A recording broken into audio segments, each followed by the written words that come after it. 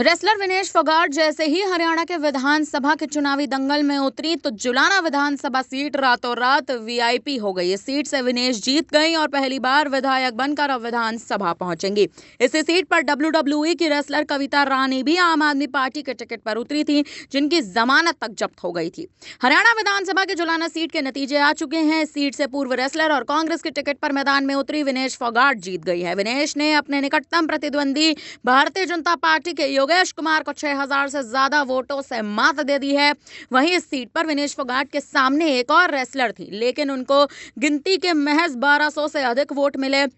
आम आदमी पार्टी ने विनेश के खिलाफ डब्ल्यूडब्ल्यूई की रेसलर कविता रानी को चुनावी मैदान में उतारा था, जिनकी जमानत जब्त हो गई थी। विनेश फोगाट को कुल मिलाकर 65,080 वोट मिले हैं। वहीं उनके निकटतम प्रतिद्वंदी योगेश कुमार 59,000 वोटों पर हैं। इस तरह विनेश को 6,000 वोटों से करीबन ज्यादा जीत मिल चुकी है। खास बात यह है कि विनेश के खिलाफ जुलाना विधानसभा सीट से आम आदमी पार्टी ने एक रेसलर कविता रानी को उतारा था, जो महज 1280 वोट पा सकी और इस तरह उनकी जमानत भी जब्त हो गई। विधानसभा चुनाव के हिसाब से देखा जाए तो अगर किसी उम्मीदवार को कुल वोटों का 1.6% भी नहीं मिलता तो उसकी जमानत जब्त हो जाती है। जुलाना विधानसभा में कुल वोट 1,38,000 वोट पड़े हैं। ऐसे में हर उम्मीदवार एक छियाई यानी 1 अगर देखा जाए तो 16.67% के हिसाब से 23,145 जमानत जब्त होने से बचने के लिए चाहिए होता है।